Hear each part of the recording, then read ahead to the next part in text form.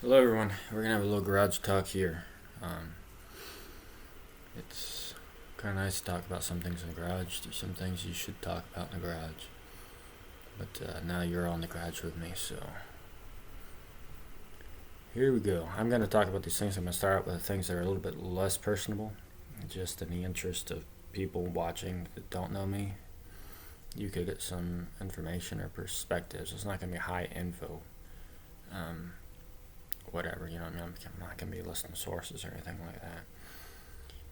But it should give you a perspective, which maybe you just haven't heard. You know, why Russia? Well, I'm going to tell you why. And then I'm going to go there tomorrow. So I want to do this video too, for personal reasons, and I'll kind of end with those. But it's also important for me to have a snapshot of what, you know, what I'm thinking now before, because this video isn't to convince people to go to Russia either. I'm going to be arguing about why I think it's a good idea, but until I go there and kind of get eyes on the ground and meet more people who've gone there and see how they're doing, I'm not going to be recommending it. But I do want to influence people to think about it more, and I'm telling you the reasons that have motivated me to pursue it enough to get the visa and to go. So it's kind of just an introduction to the perspective is my goal here, and that's all I'm aiming for, and then an account, giving some backdrop to my decisions for people who know me and other things too. So maybe it'll be interesting to some people, and maybe my folks will watch it. And you know how things go when you're talking. You can't go down the line. You know, I mean, no one's gonna sit there and listen. But if you do listen to this, you'll get a pretty well-rounded perspective, I think. And it might strike a chord with some of you guys. So let's get going here. And it's not going to be an exciting video, but I'll try to keep things between short and manageable, and hopefully it will be a prosperous time for us. Alright, so first off is Russia has good soil, and why does that matter so much that I want to go there? Well, it's just a matter of national security. I mean, Europeans come over here. They usually look prettier than Americans, and after a generation or two, they don't. And a lot of that is chemicals and stuff that our government doesn't really regulate.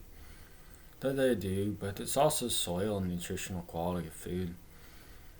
For example, Germany has some of the most nutrient-dense food out there as well.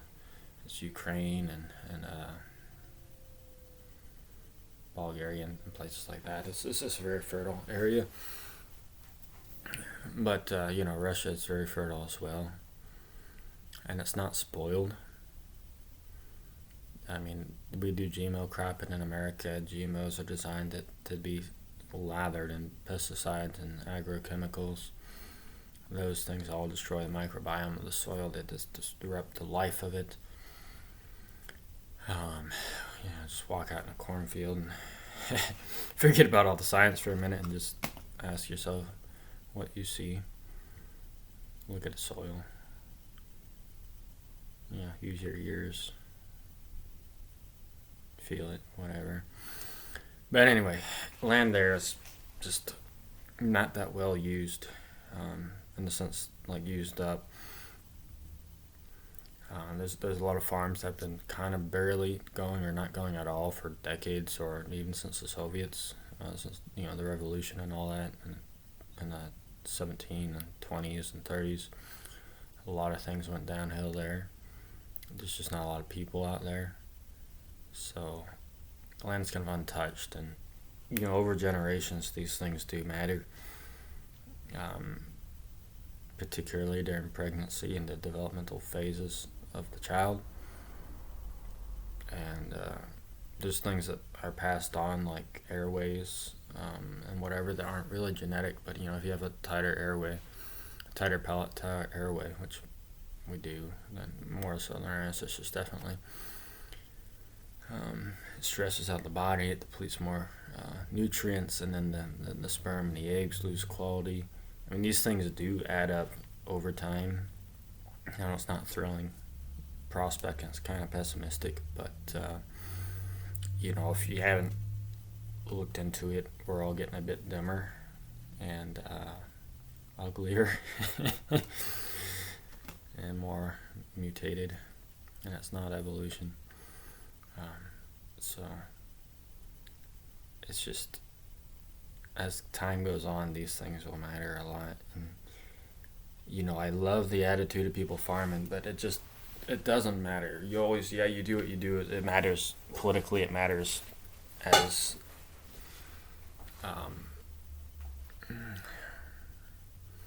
blocks or puzzle pieces within a paradigm and a context.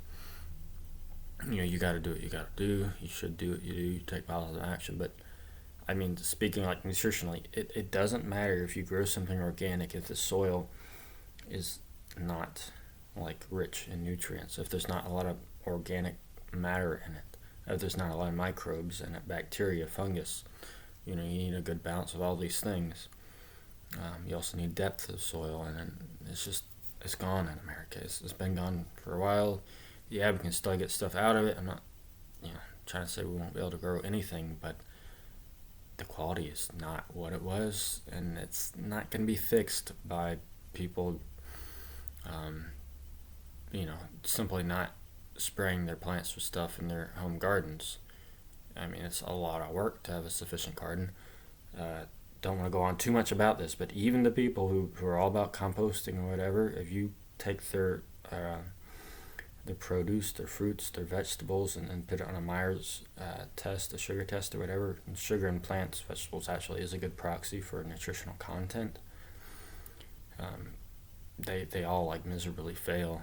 I mean, I was down in Missouri, and I think 12 or 13 farms were tested. The best, like the people that go to conferences and talk about how the vegetables are awesome and make $80,000 a year at markets for a few hours of work a day. Those type of people that are successful in their vegetables are good. They just don't compare. They don't, based on the standards that were come up with in the 40s and 50s when these types of tests were developed, and they were calibrating the tests based on the nutrient quality of the soil there. So if you go to a place that, some places are just untouched for decades, if not longer. Other places haven't been damaged by GMOs and all this other stuff. It's a different story. I'm saying that adds up over the generations, and you cannot underestimate the influence there, the power there. And then I don't want to go too far on this point, but it goes into number two, actually. Putin has number two is that imports have been restricted there. There's been sanctions, and they're a little controversial in Russia. I don't really know the details, so I'm not going to pretend like I'm an expert on that. But the standback is that Russia has been producing a lot of its own food for a considerable amount of time, has been doing so. That means that if globalists or whatever want to say, hell, you have to do this with your country or whatever, they can say, do we really? Because what's it matter? We're not dependent upon you. If you put restrictions on us in this way, it's not going to matter that much. So it gives more national sovereignty to Russia. And then the U.S. people like to say we can feed the world or whatever, but then quality, right? Quality. And then two,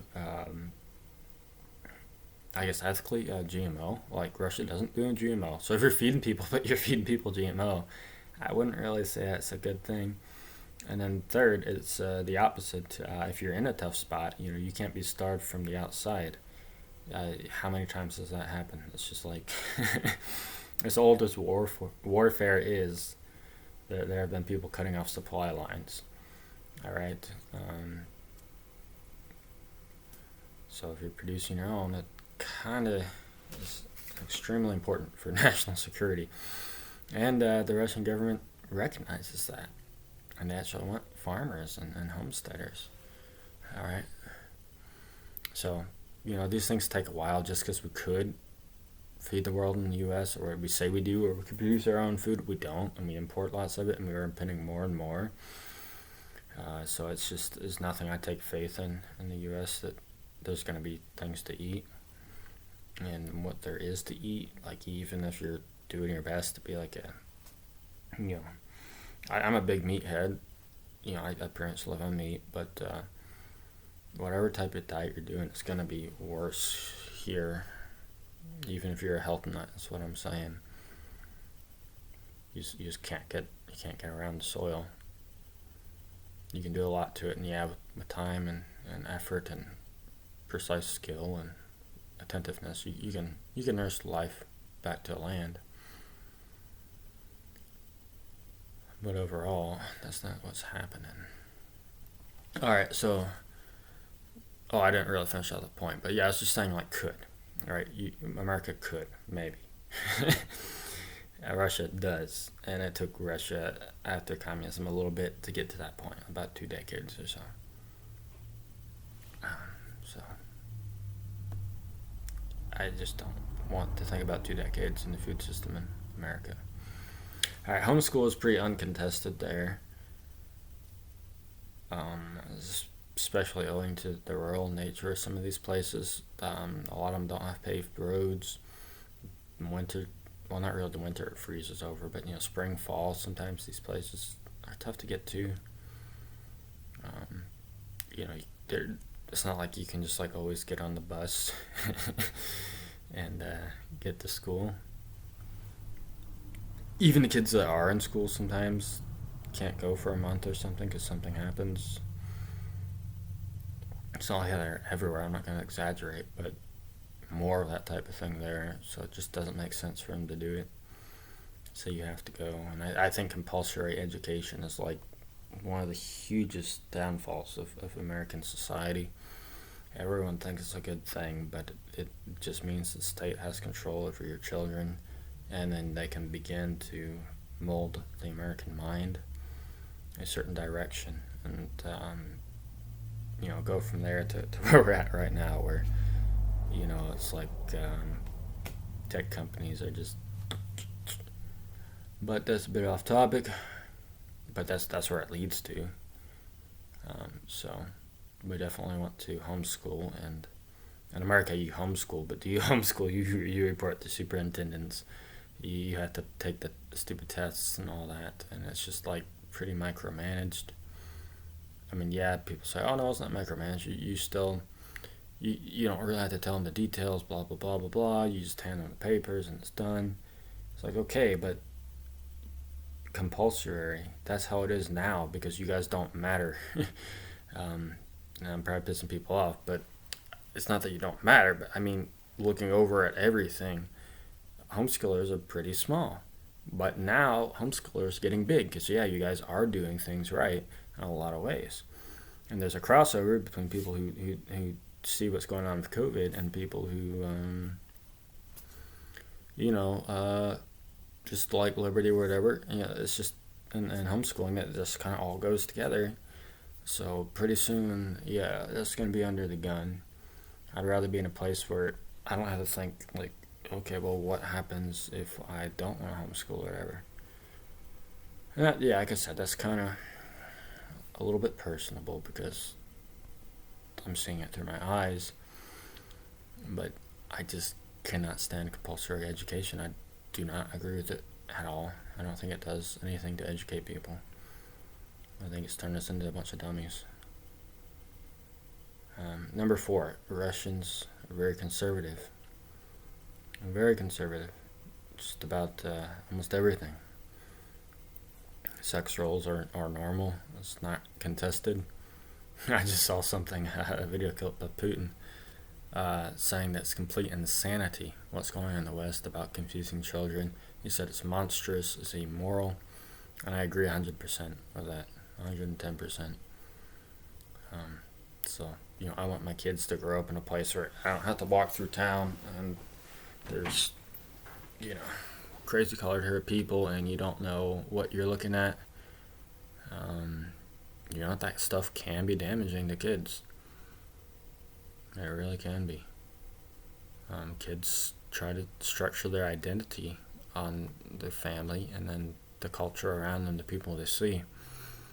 And to put a kid in that position is just terrible. So I don't want to live in a society where if I go shopping, my kid might be traumatized. And yeah, whatever. Okay. Also on that point, I'm trying to see if they tucked it down. I tucked it somewhere else, but gay marriage is not a thing in Russia. It's not recognized, and I don't even think they really do civil marriages there for the most part. I think marriage is to the Orthodox Church. I don't know. There might be like some bit that is like you can do some civils, but like most of the time it is through a church.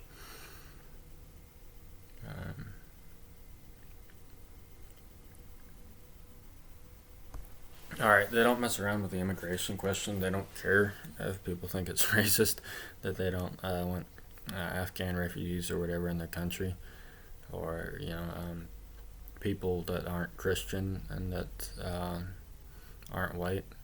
They just don't see that as an issue, and I don't either. I mean, I like all kinds of people, and America was built with different types of people. Not to the extent that they say, but I mean, African Americans have been in America, so whatever, they can stay. And America won't ever do anything about the immigrant issue anyway. But Russia has stuck to its guns and doesn't have that issue. And I thoroughly believe that a lack of diversity is a strength. It's, I'm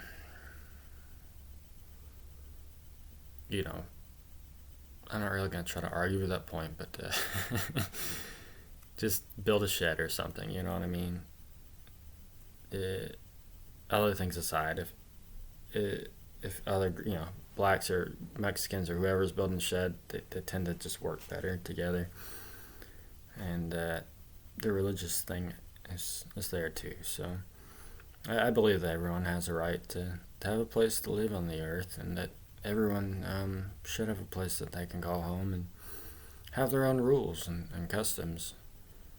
And that works best when you are isolated from each other. It doesn't have to be strict or whatever, but that's how I see it, because otherwise people have differences and people get into fights, and I don't want to be in a society where it's like people seeing black people yell at white people or something on the bus or whatever, and then you have to witness all that. Or really what I've seen more often in my life has been Africans arguing with African Americans. And of course, the actual hate crime is mostly between Mexicans and black people and black people and black people. But so whatever, like I don't see an issue with different races like living together sometimes, but I also see no issue, and I find it preferable that the people who don't want to can have a place where they're not forced to. I think that's perfectly fair, and that's where I sit.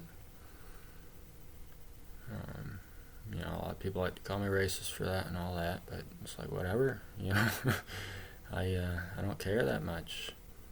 If you think that, I like black people a lot, the people I've come across, but it doesn't mean I want to be in a neighborhood with them or in a nation that has a lot of different people. But we'll just have to leave that there.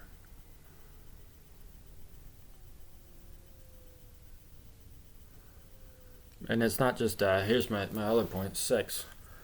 It's less diversity of religious opinion.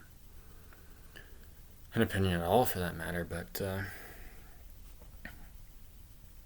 people like to think that religion is something that you can just throw in a box. Like there's this need some people have in their brains, like a little square right over here or something, and they say, that's my religion box, and I have these feelings, I have these needs, so I need to find something that kind of fits in that box. And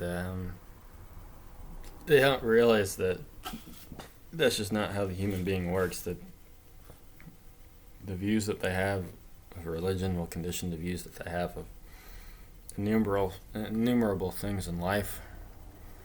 The way they process information, the way that they express themselves, the way that they think about time, the way they think about will, rights, all these things. So to have a bunch of religious beliefs in one area is completely insane to me, and counterproductive to producing a peaceful society and a society that's coherent and integrated. People will talk about, like, coming together and things like that, and I think it's a very good thing. But I think the way you achieve unity is by having a likeness of mind, and a likeness of mind and truth too. And we'll get to the truth part of it later, but I'll say America is completely riddled with people having conflicts over vastly different religious ideas, and it simply makes society unstable. And I don't want anything to do with all these crazy religious ideas out there. I mean, it's a very volatile part of the human mind, which is why it's why a lot of people say religion just control people, and it does. It really does. That doesn't mean that all religions do, and that there isn't some truth, or that one isn't more true. But in America, it's just a powder keg when you have a bunch of people with different ideas about God and everything else. Alright, 7. The government actually helps people homestead there. I mentioned that briefly. But they do, like we did in the West, the Dakotas and Alaska, whatever, they do have homestead programs that are happening there. Very favorable ones. And the government doesn't get into the whole, overpopulation thing. Alright, so in America, this is becoming harder and harder to homestead. COVID has affected rural communities more, and it will continue to do so. The current presidential administration is against a lot of things that country people rely on. It seems like the whole world's kind of against fossil fuels and these types of things, and you need those things in a country. You need to be able to store your energy and move it around. You just can't. You can't do it otherwise.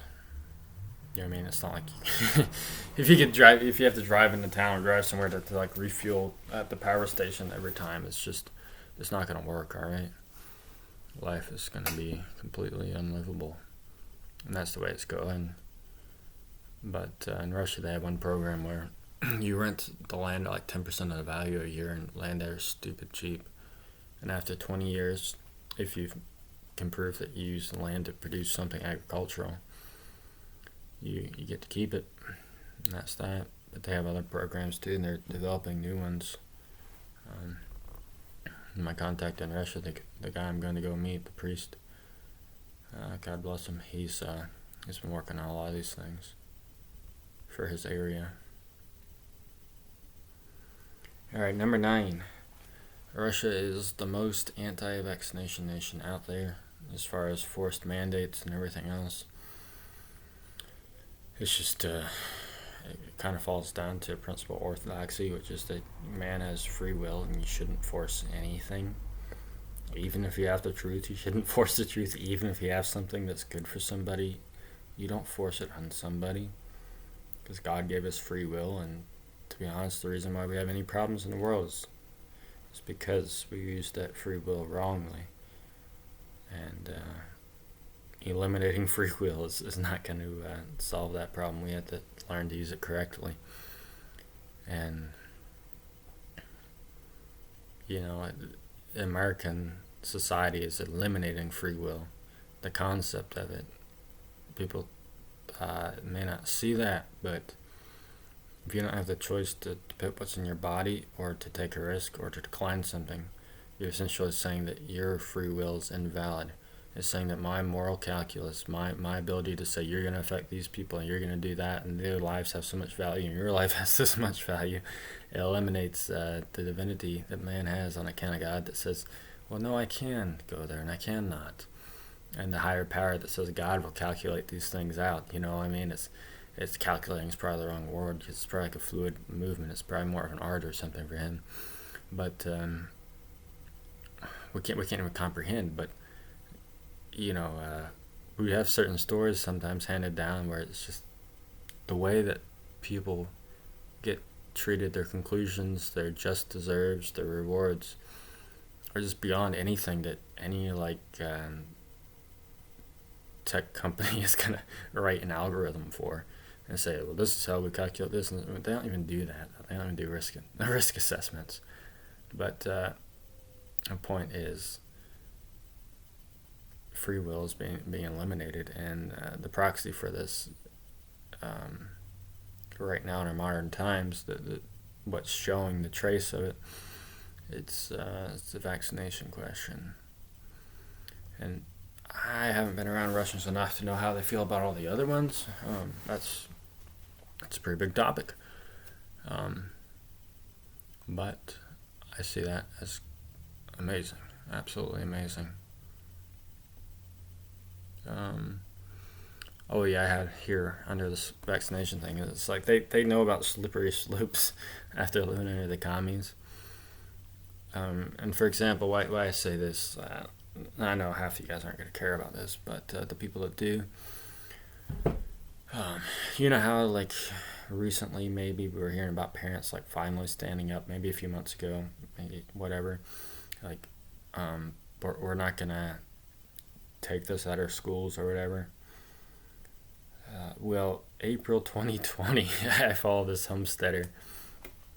He just like does a little farm thing, and just like interesting homestead life, you know, like fires and boots and all that good stuff that comes about.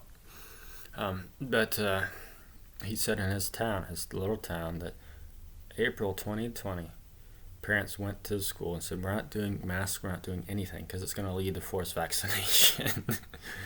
All right, so there's these people have lived through a lot.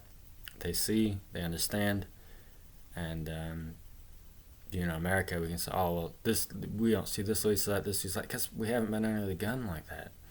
It happens slowly, but they have, and I think that gives them a lot of foresight and more control over their future, which kind of comes back to free will again.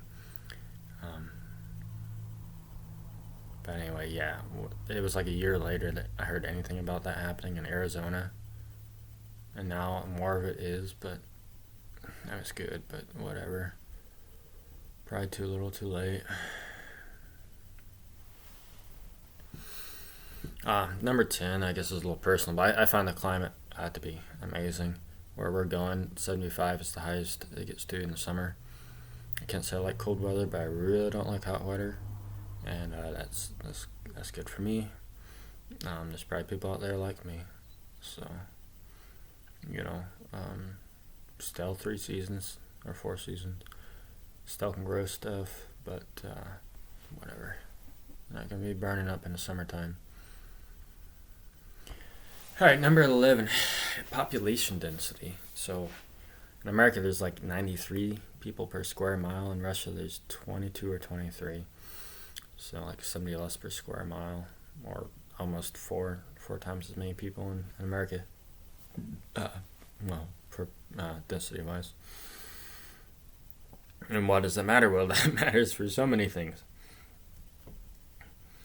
Well, I don't think overpopulation is an issue inherently. I do think that overpopulation, in combination with a lot of the inefficient ways we do things with planned obsolescence, with the chemicals that we use, is somewhat problematic, at least for local pollution. You know, like pesticide usage, chemicals like makeup and all this that are in the water and filtered around. Spread around. I mean, some of these things like aren't easily filtered out. Well, they are, but not with the public water system filters. You know, like a good charcoal filter or a synthetic charcoal filter, like the Berkey.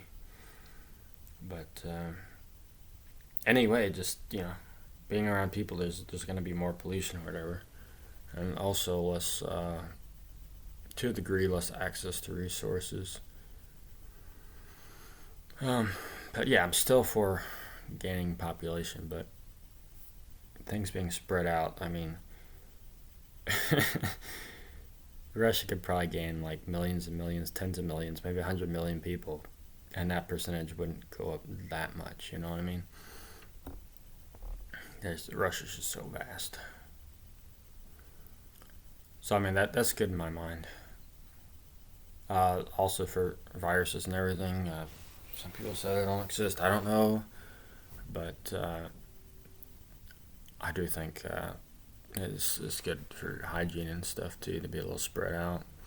Whether that's because accumulation of toxins and terrain theory, or whether that's because there's some germ or a combination of the two, which I kind of think is a combination of the models. That's a good thing. I mean, I guess I'll get off that point. But it's just like even in the States, you go out, and it's just, I don't know, there's still a whole lot of people in the country. Some people, but I like peace of mind too. Alright, percentage of the population, which is rural, in Russia is 25%. In America, it's 20%. So they do have more. I thought it was going to be a lot more, but it's a little bit more, and I'd say it's significant. Also, that kind of depends on the county rules for what they classify as rural or not, and I think that varies on the state level in America. So I'm kind of thinking that there'd be places that we wouldn't call urban that they are, but I don't know. I'll have to go there and kind of look around a bit. Okay, number 13. This one's huge. I mean, as far as importance, this one's kind of towards the top. But it's Putin is a strong man, and he's someone who's capable of action, of getting things done, and towards the autocratic side of things, which I think is totally necessary for opposing the current political situation. I think it's also just natural in the sense of having hierarchy and order in society. I think that's the way that God would like it, and it's not really my argument for why it's good. I'm just saying that. I'm not framing an argument like that, but that's how I see it. And he's able to stand up to a lot of globalists and speak for his people. And like he can say things, like I said, he said that this trans stuff is insane and it's monstrous to expose children to it. If our president said that, if Trump said that, he'd be like, he's ridiculed and putting his tail behind his legs or something. You say, oh, Trump doesn't do that. Well, he does a bit, really. And also I don't know that much about Putin's history. I watched a few documentaries, but it seems like there are some times where he did kind of brutally take action with his own regime and clear things out, which in an ideal world, things like that wouldn't have to happen. But all the talk about draining the swamp in America, it doesn't happen. Why? Because the president's weak. I mean, the office of president is weak. They can't do anything. It shifts every 4 years. It's complete chaos. Utter complete chaos. And that's one of the biggest worries I have about America, is because you can't plan for the future. It is an element of innate instability that you have elections every 4 years and you have a term limit. It's not an advantage whatsoever. This idea that you need to be balanced between ideas, no, you need to find the best idea and pursue that. Because even if you have the best idea and the best strategy, life is tough. All right, there are real problems in the world. And I used to be a bit more idealistic and say, oh, well, they could go away with corruption away. But no, there are legitimate problems. And you need to be able to apply yourself consistently over decades and ideally over generations towards a direction. and the U.S. is just chaos, and then we don't know who to blame or anything else. It's the most retarded thing I could think of. Like, let's get all these wires crossing, and then try people arguing and biting each other's heads off about which president did what, and it was all the Clintons or it was all Bush or whatever it was. You know what I mean? It's and they're all kind of right and they're all kind of wrong. And it's complete utter chaos. So a strong man, someone that's not afraid to say like, look, I'm going to change the Constitution so I stay in office because I'm doing a good job and I don't want Russia to descend into somebody else's hand. I really appreciate that. I respect that. Because just say, oh, blah, blah, blah, we have this system and that's fair and we can't do what's right about the system. I mean, to a degree, those things help people, but it, barely. I mean, it's just. I mean, I said that and I was like, no, I don't actually think that. I really don't. So I like that he can just do things, and the same thing. Like, people are moving different states because governors are awesome. Well, I guess a governor is a little bit of an indication of the people, but the current administration hates these governors that are going against it. You know what's going to happen. It's a matter of time. They're just going to buy off the legislator. They're going to get different people in. And if they don't do it through money, they'll do it through other means. It's not a game you win. And that's why it's like that. Because it means that who's ever in, they can get crap done and you don't know it. Like the people, they can't get an edge that's consistent, that cuts through. What happens is you end up juggling a bunch of balls, and then the person juggling is the person kind of controlling the direction of things. So, you're moving to South Dakota or something like I thought a lot about because Christie Numbs there, or some other governor you like. Well, okay, what happens when they're not there? What then? So that's a bit problematic to me. It just, there's so many other reasons why it matters, but that's a huge one. So I hope Putin stays in until he's like old, and I got a feeling that this guy's gonna be actually like in his mind when he's on his deathbed. Unlike Biden, who can't even think straight as it is. Okay, number 14, Orthodox is the religion there. This video is getting a little bit long. I hope you guys are okay with that. But yeah, and Orthodoxy. I can't talk about Orthodox. I'm not qualified. I'm not even an Orthodox Christian. I want to be, but I'm not. All right, that's one reason why I'm moving to Russia. Well, it's a personal reason leaking out now, but until you look at Orthodoxy thoroughly and kind of get into the spirit of it, it may not sound like much to you, as most Americans don't even know what it is, but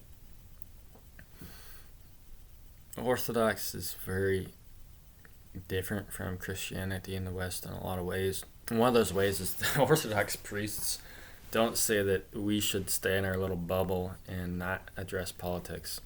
I mean, some of them do in the Orthodox Church. It's a very big church. But it's not something that they can really point back to a tradition of people doing that.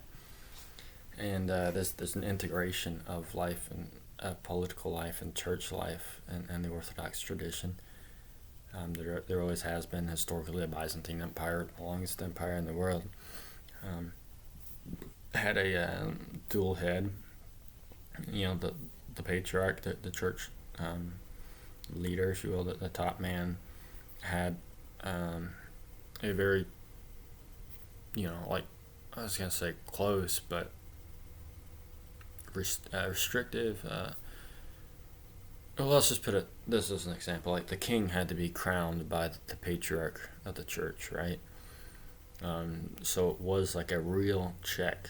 In America, we say separation of church and state, but I also think that's a terrible idea in America, and that's why we have a lot of these problems. People are moral creatures, not just moral, but soul. That more than morals. They have a living spirit, and then they want to go into the system and plug their values into candidates or into questions and then they don't realize that the system that they're plugging it into says that you're not really supposed to do that. Um, so it makes chaos because all the people on the left who don't care about these values are saying, well, blah, blah, blah, blah, blah, blah, you guys are crazy, you're bringing all your bias into it or whatever, and it just, whatever. But Russia doesn't function like that, and it hasn't. They don't have a king necessarily, but they still very much have institutional type power. The church has much influence over there, and it's one church. If you're not Orthodox, you're like atheist, and then maybe you're Muslim, because there are some like indigenous Turkish people that live there, and but other than that, like that's the only thing really. So they're united on that front, and that comes with all the cohesion that I was talking about earlier. You can go to different places, and you're still going to think about marriage the same. You're still going to have like a basic backdrop of how do you address a problem, a personal problem, a state problem. Just subtle things like ordering of ideas or precedence of principles. Those things will all be more aligned than not when you have a central religion, a state religion. So it's not only the prominent religion, but it's actually the state-sanctioned religion. And Putin makes that very clear. He often reminds the world Russia's an Orthodox nation. Russia is an Orthodox nation. And he just drives that home sometimes, you know what I mean? It's like he's not just ruling as a political person. He is political. And no, he's not like ordained in the church or anything weird like that, but he does go to the churches, and he sees it as his responsibility to continue his religious tradition through the things that he not mandates, it's probably that's just a buzzword that popped in my head, but he stands for that. That's what I'm saying. When he's up talking, when he's making policy, that's in his mind. Where in America you don't have that dynamic at all. So that's just, talk about unity and all that. There's such great potential there for national unity.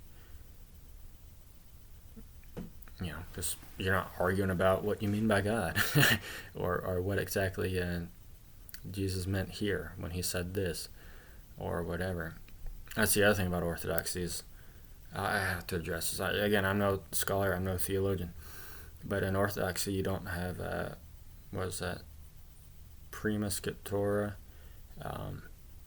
The thing that you think that you can interpret the Bible. What we say is, I can't say we, and I shouldn't really be talking about it, but because I might say something wrong just because I'm a little green here.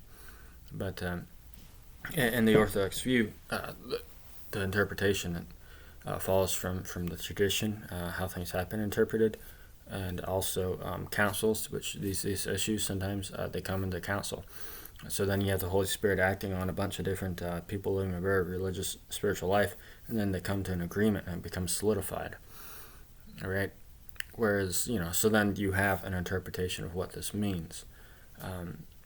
So if you're fighting back, well, Jude means blah, blah, blah, blah, blah, blah, or when he said this, it implied that, whatever. That doesn't really happen because you don't have the idea, the Enlightenment idea or whatever that says I can interpret all this. So that right there, because in America you have different Christians fighting other Christians all the time. And yeah, Orthodox people fight a little bit, but they can always say, oh, well, we agree on 90% of this stuff. The ones in America can't, because like the different Christianities are pretty much different religions entirely. Like you have distinct ideas about God, depending if you're Catholic or Protestant or a Mormon or whatever. But then on top of that, you have Hindu and Buddhist and a large atheist and even things like the Church of Satan and stuff like it, that's permitted in America.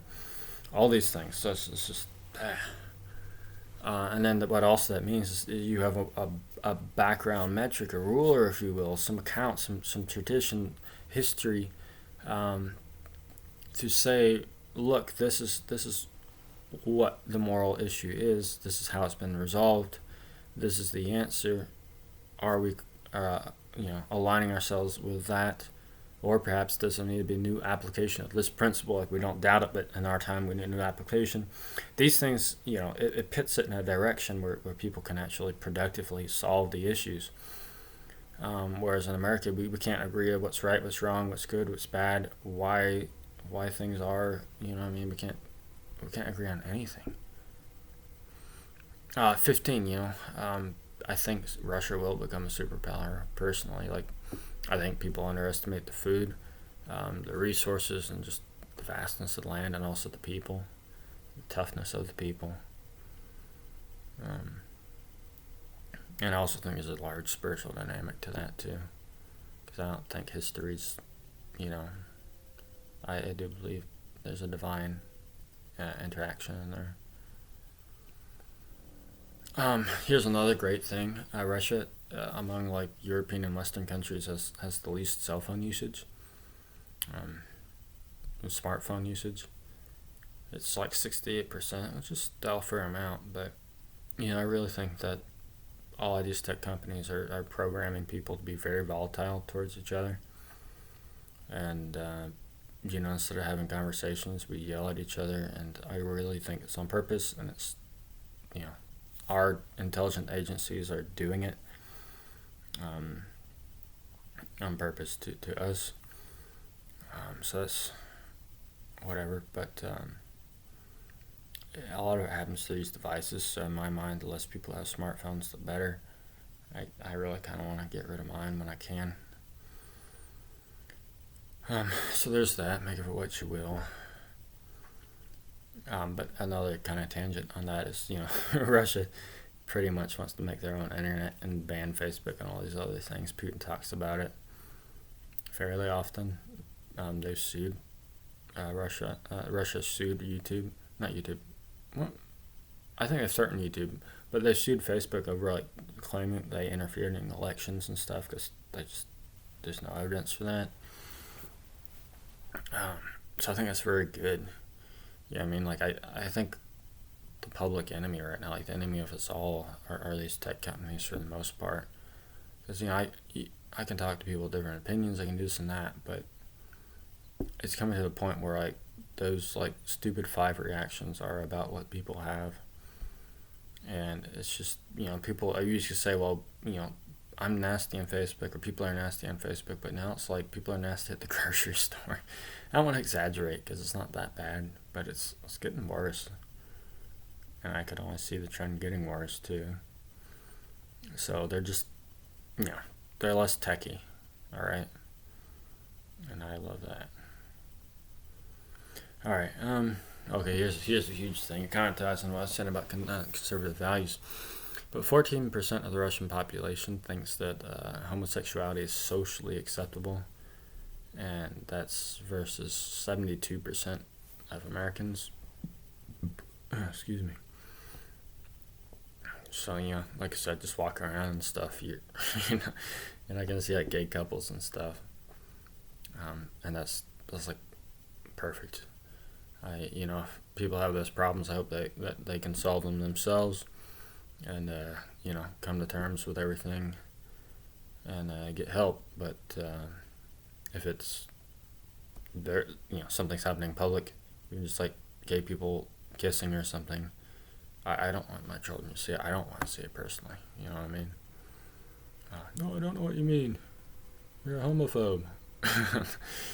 Well, I am a little scared of what might happen if I expose my children to these things. So, in some sense, yeah, I guess you're right. Alright, gene drive technology.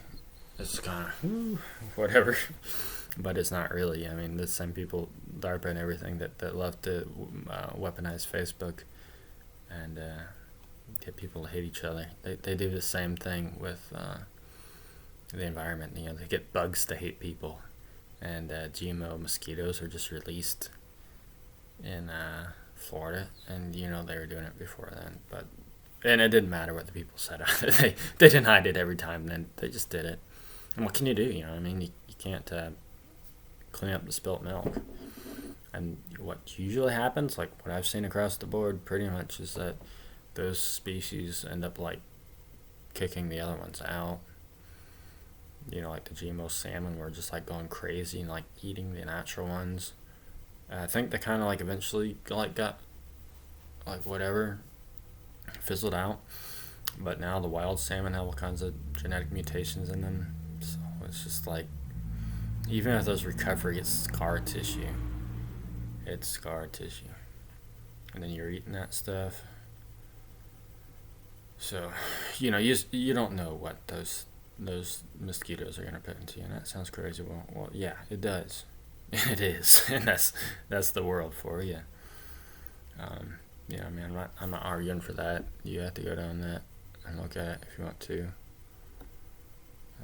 Not trying to convince people, but that's a huge reason why I'm going, because these mosquitoes and stuff, if they get out of hand, what happens if your cow's in the field and he has 100 like monster mosquitoes on him? Or being a cow in a field, it might be more like 10,000 or something. And then what if he gets anemia? What if your steak doesn't have as much iron as it used to? What if that means you get low oxygen? What if that means your lungs are weak or you get respiration issues? Or vitality? What if these proteins have something more nefarious in them? What if they mess up with some sugar in an enzyme process, and then you can't handle red meat like those ticks?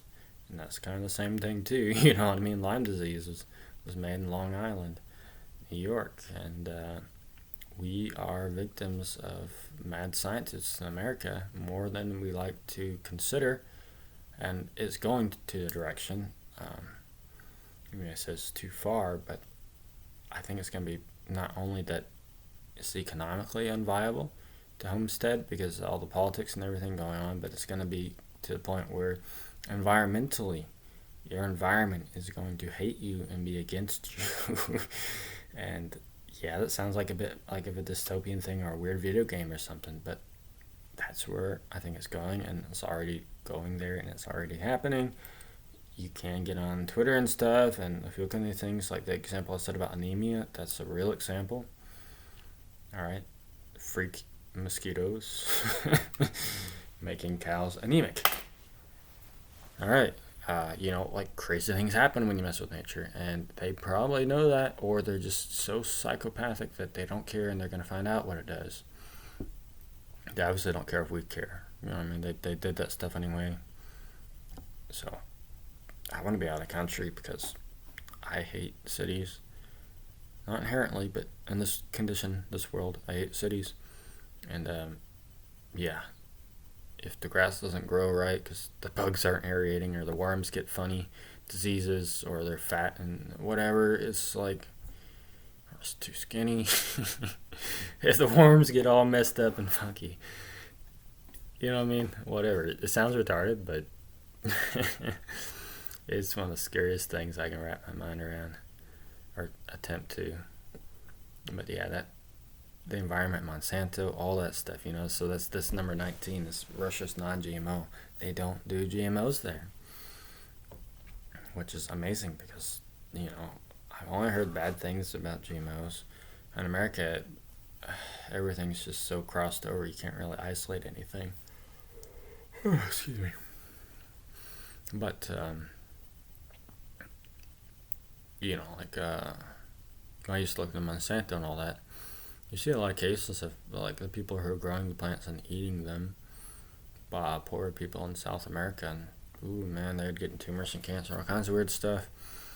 Plus, I just don't think it's ethical to modify plants beyond a point, like beyond breeding and selection.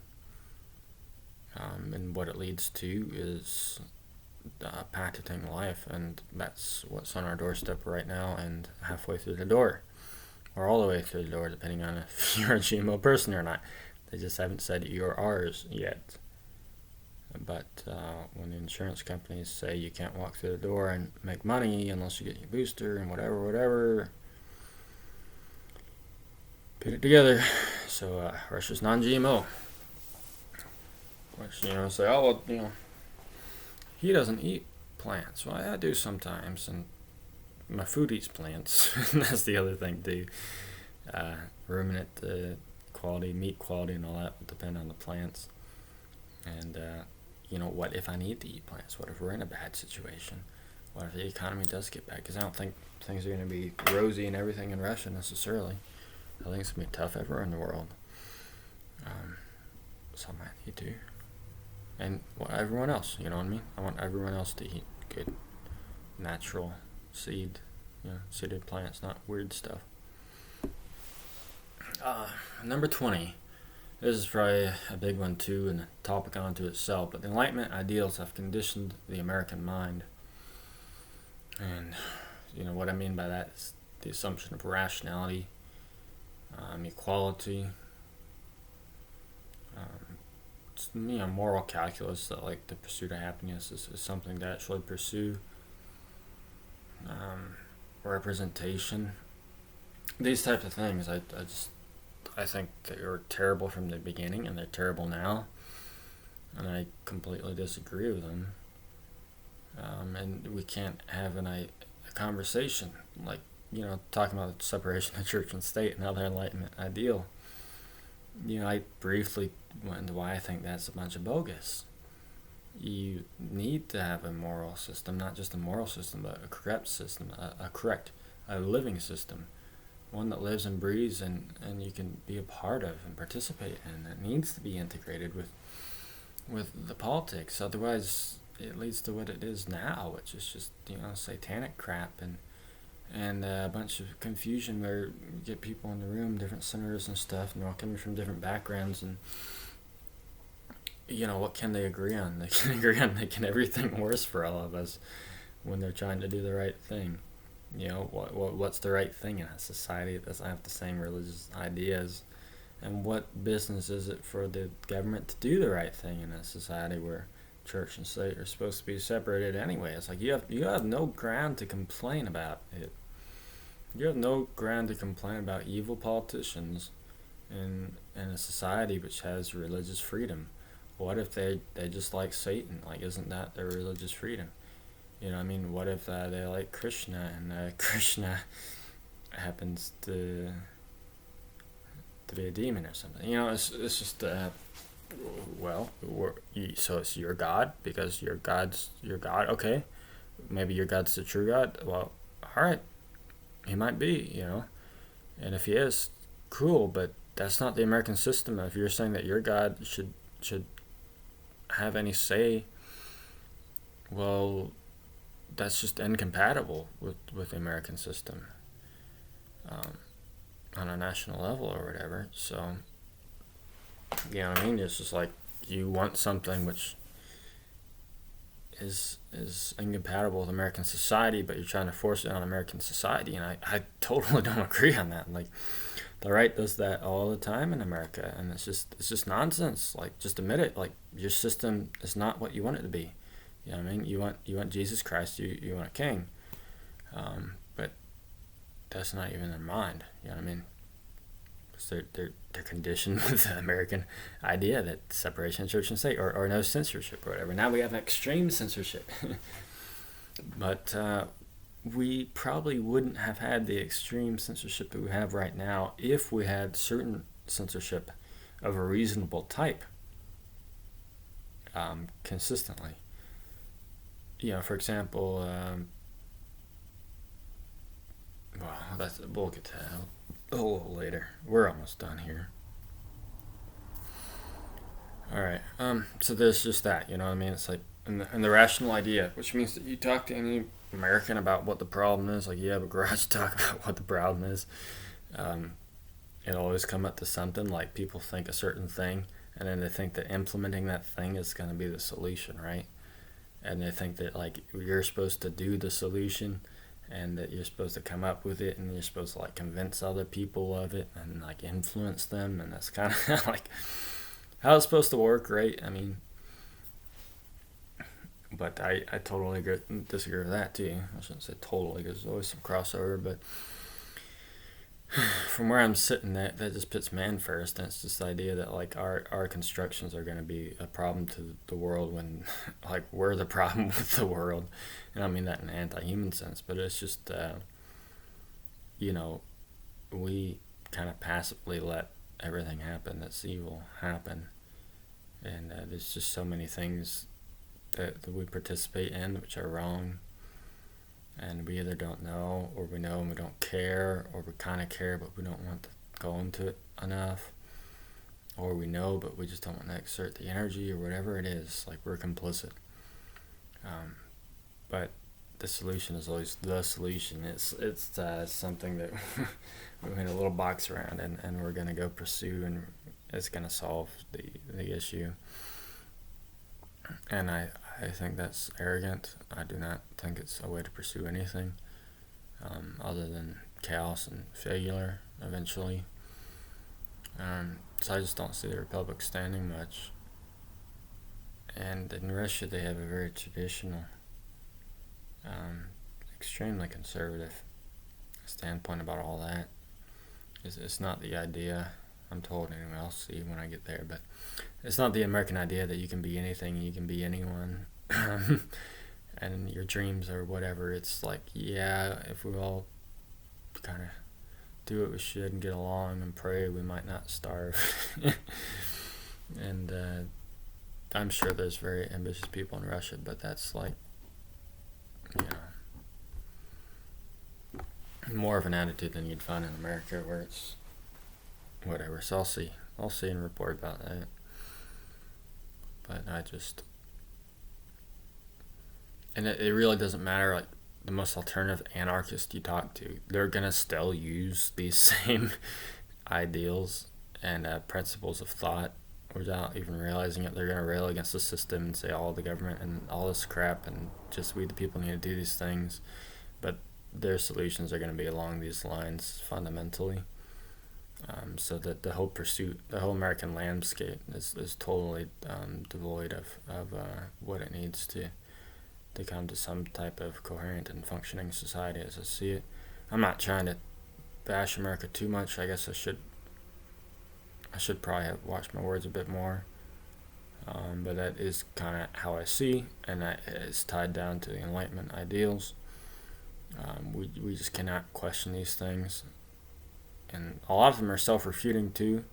Like if you just like, okay, let's take this principle and you just go through it a few steps, you come to some conclusion it's nonsense.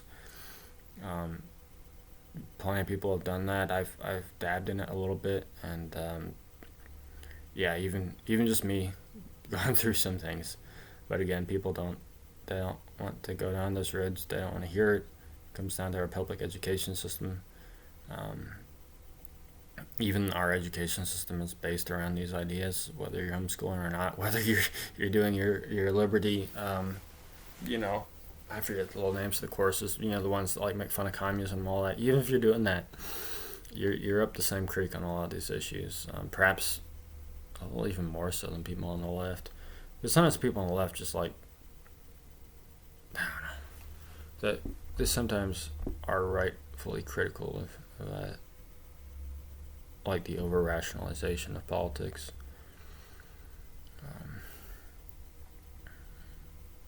Where they go from there, yeah, not so good. But so that's huge to me. Same thing with like the economic side of it too. It's just you can't like find somebody and talk outside of the bounds of enlightenment. It's very tough to do in America. Very tough. Okay, number 21. They're less controlled by Zionists. I know every country has its issues with foreigners, and a variety of them. Not just Zionists, but in America, it's like half the evangelical preachers are crazy about Israel and everything, and it's just you know what I mean. It's not good. It's not good for us. It's not good for them. But some people are just destructive, and they think these things are good. So there's that. Again, I'm not going to go too into that because I need to learn more about their situation there, but from what I can gather, I mean, they definitely have they're a lot less controlled by the UN and the EU and NATO and all these things. Like, Putin just told NATO to go stuff it. They're supposed to like go to some meeting or something, and they just weren't being represented well, and Putin just said, why even go? Like, they're just going to be whatever, and who cares? As I was saying about food independence, and they're working on energy independence and all this stuff too. They have a lot of natural resources. So there's that. Okay, we already touched on this a little bit, but Russia sued, I think it's sued, or they're going to sue Facebook, YouTube, all whatever.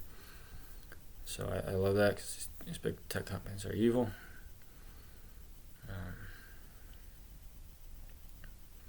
No, I don't mean like making videos and stuff is evil, or the technology, but the people clearly are not good people. All right. Oh, so here's a huge thing. I just kind of breached. Whatever. Touched upon. There we go. Russia understands that the CIA and intelligence agencies target religious sects, and that the religious people of a country, the preachers or whatever, are the ones you want to target the most for controlling a population. So you look at the Mormons; they're buddy with the with your Hebrew Orthodox and all that. It's just the correlations there are just insane. How on the same page they are, even though their religions are different. A lot of evangelical stuff, Schofield Bible, all this. There's a lot of huge money that went into it. Pretty much like the hippie Jesus idea, progressive Jesus. All this is big companies and the intelligence agencies working through the churches to develop certain mentalities in the people's minds, which are conducive to them maintaining power, and also for international relations. Of course, leading to a world religion or whatever. And this is just like obvious to the Russians, to the point that Russia banned Jehovah's Witnesses. Because they said Jehovah's Witness was acting as a front for spy networks and gathering information. Alright? Which is true in a lot of places, in a lot of instances. I'm not saying every preacher out there that's not Orthodox is a spy or something, no, but even good meaning people can have some ideas in their head that they aren't critical of, which come from sources and which will taint the minds of the people they preach to. And those people can be good and dandy people and everything too, but it's a pollution of the mind, and they understand how that works there. And that's another thing about the Orthodox is you don't have the politic, the leader telling you what the Bible means. You say, well, no one's telling me how to interpret the Bible. But yeah, a lot of politicians do, and they do indirectly. And they do by buying people to be preachers or to spread certain ideas, or put this guy on the interview shows or whatever. Make sure that he gets booked at places to spread these ideas to people. And make sure those crowds have a really fun time. Make sure that they're excited. Make sure there's people in those crowds that are jumping around, or whatever it is. They know this is a science, right?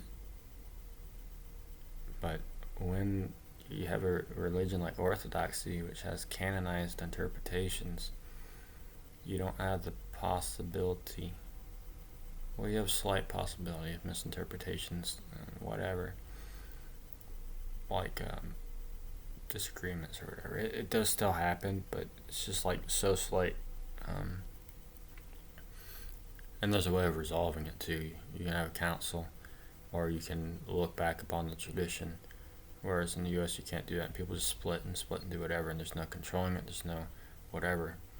So because that's not controlled, because the interpretation of religion, because religion's not a national religion, it's a personal freedom.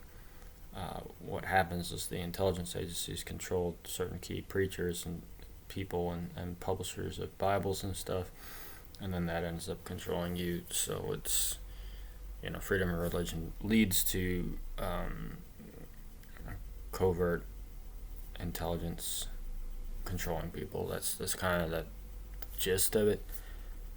And if I say it to you or whatever, you're like, well, okay, whatever. That sounds kind of like a dumb conspiracy here, or maybe that sounds kind of valid, but he's just like talking whatever. No, it's like it's really fleshed out. It's documented. I'm not gonna say I can show you all that or whatever, but I'm just saying it is, or even that I know that much about it, but I know the dynamic, and I have seen it check out. And there it's just like, yeah, we get it, we understand that.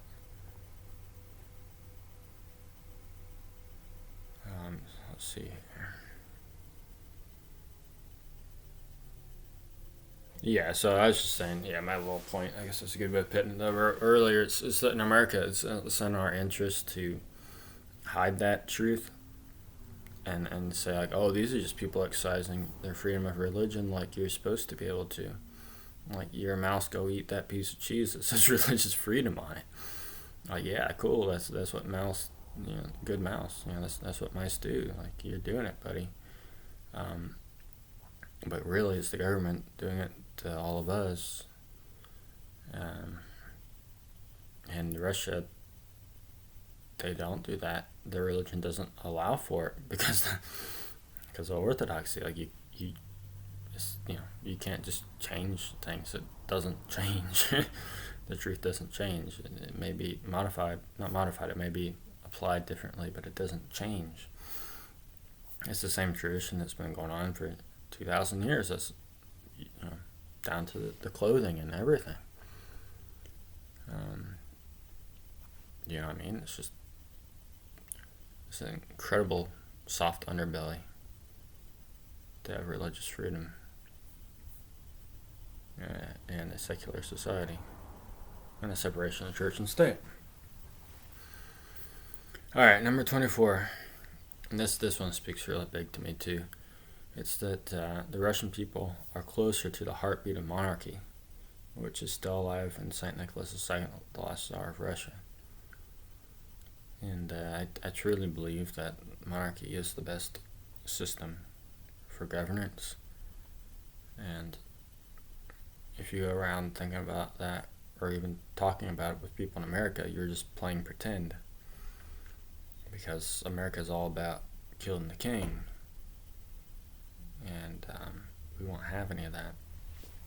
Even though the Democratic majority actually were neutral or for the king.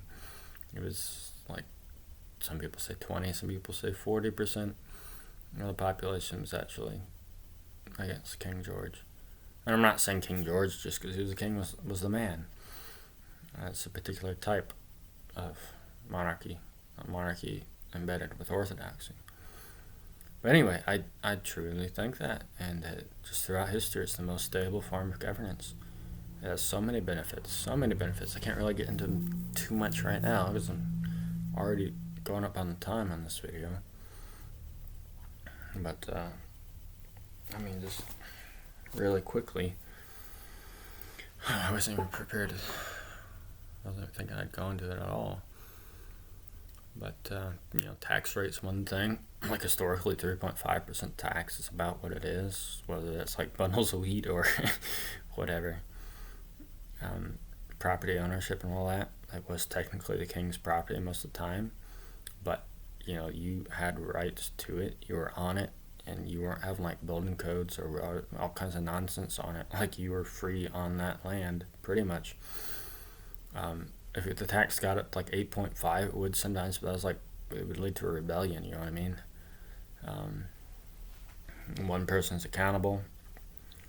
It's a completely different dynamic where the people aren't holding the leader responsible as much as the leader's family and the elite class are.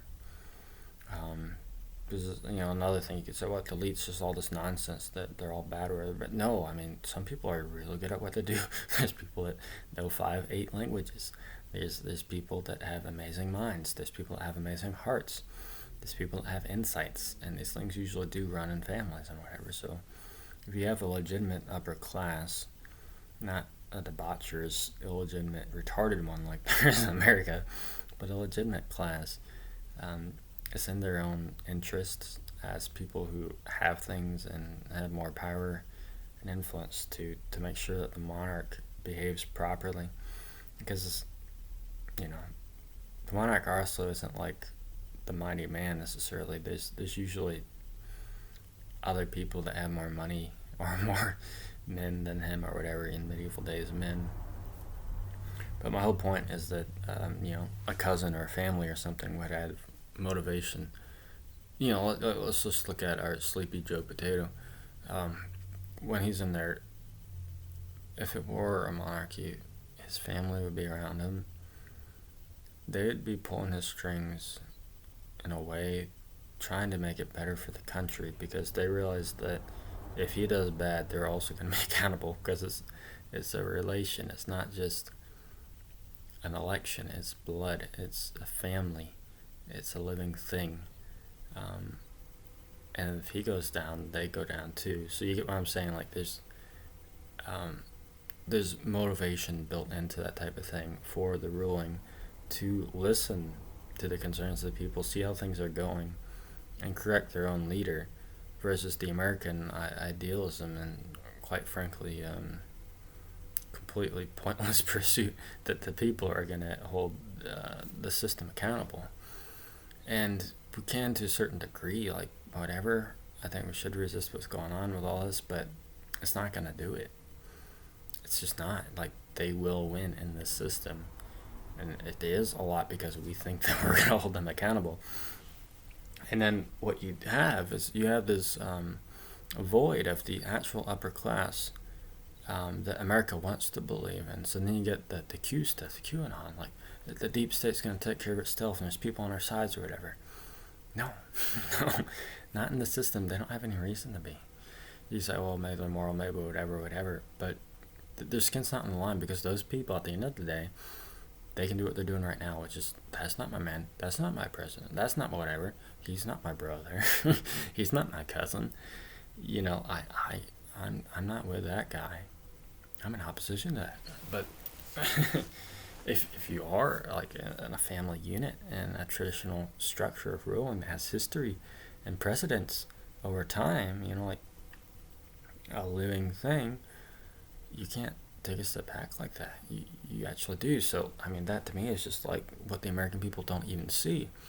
I was like, yeah, the Q stuff is retarded, right? But on another level, what is that? It's a symptom of the natural disposition of people to realize the truth of what I just said, which is that there should be some amount of an elite or people who are very talented or whatever, an upper class, that holds the highest or the higher in check. And then we just look down on it entirely. I mean, some of us go for it, the people who fell through it or whatever. And then the other thing is like, well, we kind of want to deny that, but whatever, I mean, like, oh, Q stuff's really retarded and there's no one that's going to do it. But that's another reason why I like the Russian people, because there's a lot of them that say we did wrong when we killed the king. There's hardly anyone in America that says we did wrong when we killed George. And, like, kill him, you know what I mean? So that's another thing, because in America, we don't think that a good governor can exist, a good government. We think it's all nonsense, and it's impossible to have someone who's actually capable and strong and doing it. And that's not the deal in Russia. It's just America's not wanting to admit that, like, it's really just what we've done the last 2 or 300 years, which is the problem. We don't want to admit that. We want to say, well, government's the problem. We didn't do anything wrong. It wasn't because we went wrong with this retarded government. It's not because we didn't think about these ideals enough. They just sounded good to us, and we kind of said like, well, whatever. Let us do our own thing, and as long as we can do that, then we'll be happy. Even doing your own thing, like the idea of personal liberty. I'm not saying you shouldn't have it, but why is it totally like embellished as it's like a high pursuit of life? Like, don't get me wrong, you know what I mean? Like, I having land where I can, go and piss on a tree and whatever, you know what I mean? You can do different things on your land, but it's not like, like, oh, I've made it now because I can have a bonfire and shoot my shotgun and whatever. And I love bonfires and shotguns, but yeah, my point is just, I don't know. Like, yeah, you should have choice and free will, but just being able to do what you want to do it's not really the biggest thing out there. Sometimes the best things in life are when you're constrained by a situation or by a belief, and you have to fight against what you want to do, or you can't do what you want to do, and you have to long for it in your heart painfully. I mean, those are very important elements of human life that we don't put a value on in America. But anyway, back to the point. The Russian people, they're close to the monarchy, and I hope that it goes back to that, to be honest. If I said that in America, well, this guy's just LARPing, and yeah, I probably am. But, if everything does go crazy and things do break down, it's the big families that they're gonna be kicking it. And others aren't, so it's kind of be a bit feudal, lords and families and whatever, if it comes down to that. And if not, we're just we'll all be in smart cities and whatever, numbed out on drugs and progress and other illusions. So that's a huge thing. The Russian people still feel the pulse of monarchy, the king, the czar, and more than just a few of them feel that they did wrong. And actually, that church leader, I don't know if it was the main patriarch or his second in command, recently said that like the Russian people are like, yeah, it was wrong for us to let this happen to our czar. Whether or not we should have had some reform or whatever, it was wrong for us to let him be killed in cold blood, martyred. So that's a huge thing to me. That's an amazingly huge thing to me. That's probably one of the biggest things on this list too. Oh man. Alright. A few more points here. 4 more. This one, I wanted to find more information, but I can't because it's really tough to. But Russian base. Generally speaking, other things aside, testosterone is correlated with a lower voice. There's plenty of different factors to that. Sometimes it's just like when you're going through puberty, when things are set and developed. So you could have somebody that had high T then, but he's 30, 40 now, and he doesn't because he's done a bunch of stupid stuff, or he ran into some meds, or he just, whatever, had some metabolic issue. I don't know. But generally speaking, there is a correlation there, and I was trying to find data on it. I just can't. But I just got a feeling, pesticides are extremely. They totally, the only way that they function is acting on estrogen pathways in plants. They do the same thing in your body. There's a lot less pesticide use over there, less GMOs, whatever. So everything, less population density. Population density usually accumulates things, chemicals, hormones, and sharp in the water, makeup, birth control, all this stuff. So whatever. I just have a feeling that the Russian men, and of course the women, they're going to be a bit more manly. I guess we don't think about manly in a woman. You want your woman to be feminine, but you still want your woman to have a good amount of testosterone. People don't talk about it, but yeah, a woman being strong, a woman can have 60, 80 level of testosterone and still be very feminine and but have more muscle. And why not have everyone be strong? So I can't prove that. You know what I mean? I can't find data. I've looked. Maybe I need to look better. I don't have access to like paid access. I don't pay for medical journals and stuff. But I don't know. You know what I mean?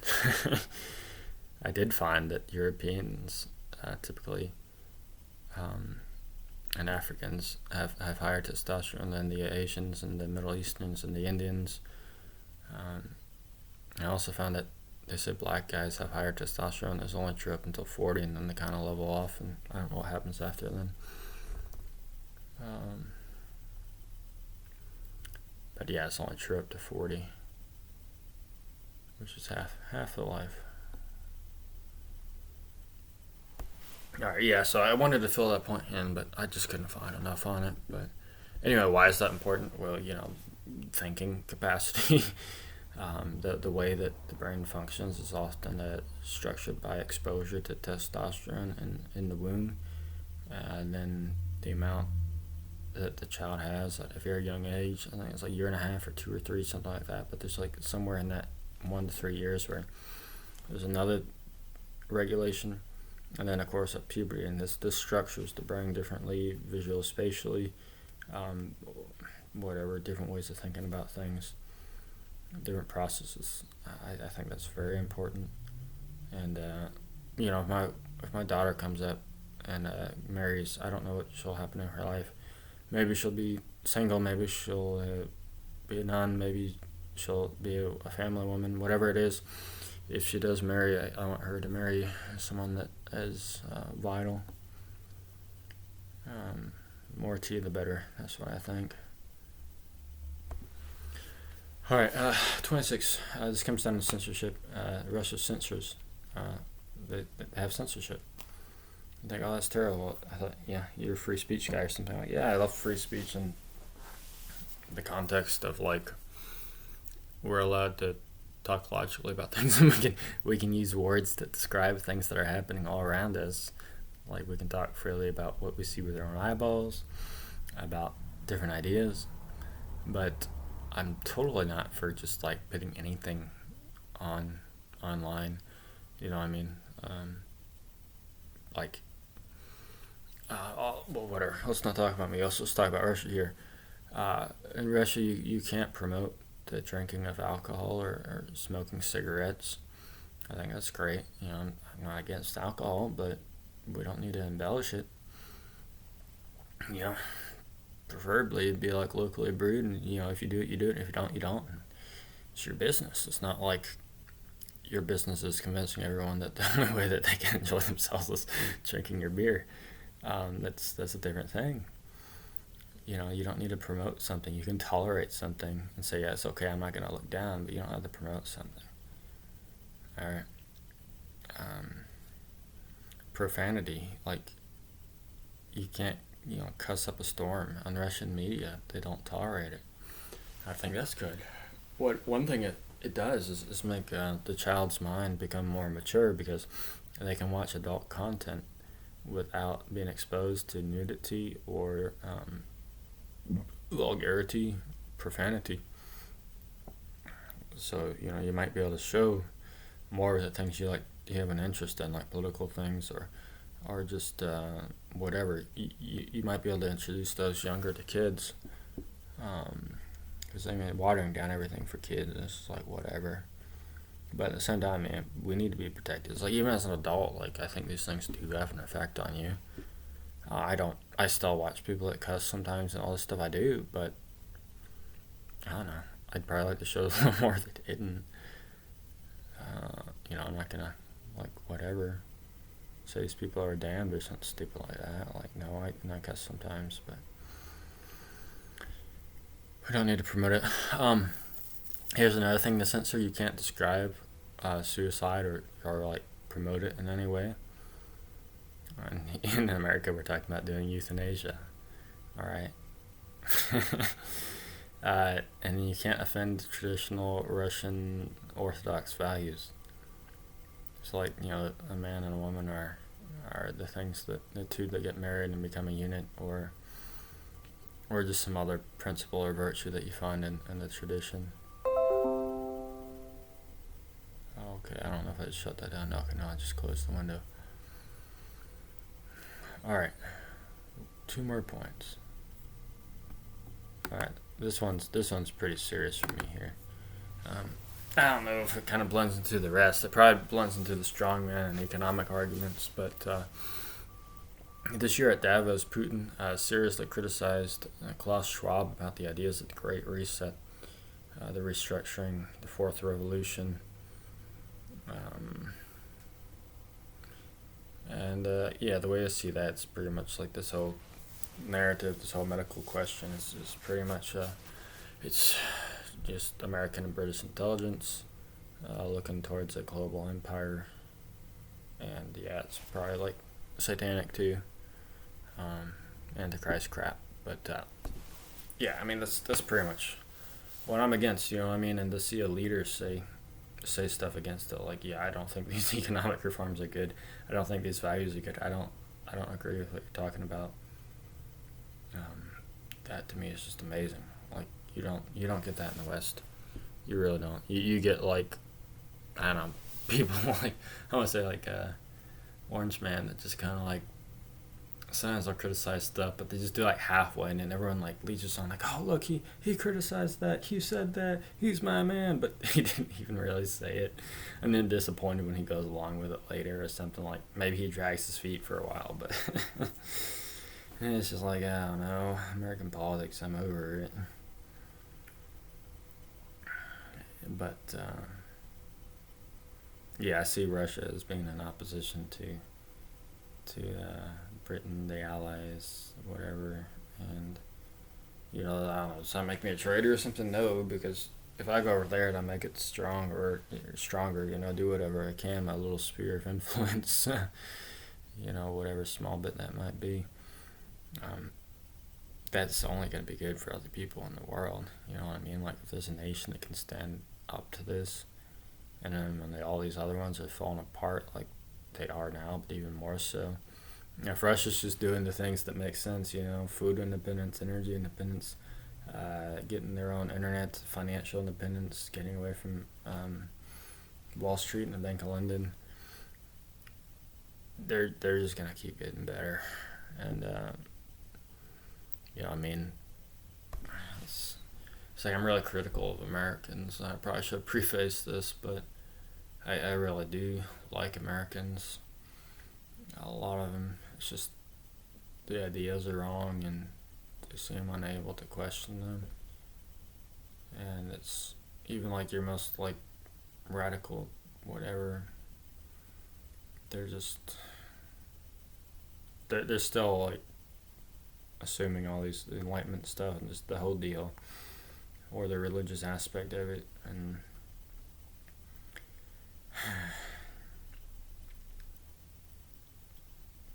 I guess what I'm saying is that maybe this is where we can get a little personal with it, but I hope that some people will come to Russia if it is as good as I think it will be. I'm not hoping like everywhere. I don't have a little fantasy in my head like everywhere in my life. That's not going to happen. But maybe some people will. Or the help can go the other way. You know what I mean? Like, what if it comes to a point where instead of the dollar, there being like 71, 77 rubles to $1 US, what if it starts swinging the other way? Who knows? So I could see Russia kind of getting gradually power if the world doesn't end, and reversing trends and going the other way to help people out of this globalist nonsense if their time hasn't come as a planet.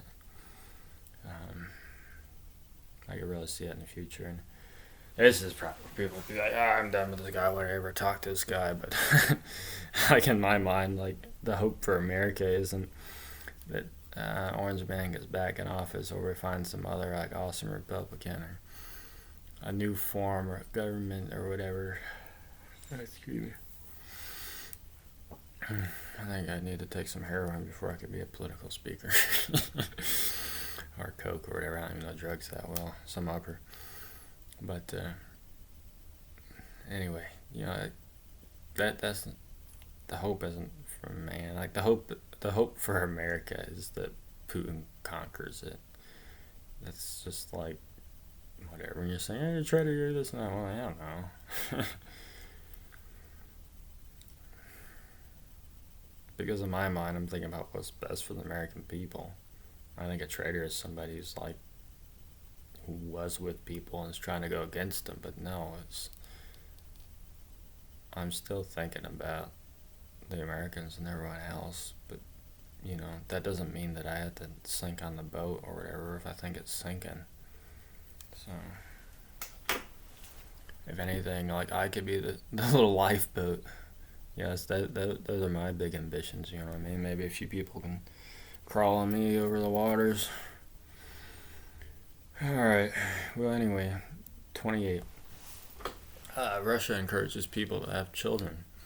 Every year, Putin gives an award personally to have family, a large family. Like the last one I saw, I was watching that little ceremony. I don't think call it ceremony. It's probably too much of a word. But I was watching them give the award, and it was a family of 8. And Putin says, if you have more children, your life, the living, he says the living, that's how it's translated, the living will be better. And I completely agree. Like, we need more people to farm. We need more people to produce things, to use their energies and their ideas. I just don't believe in overpopulation at all. Overpopulation is a problem if,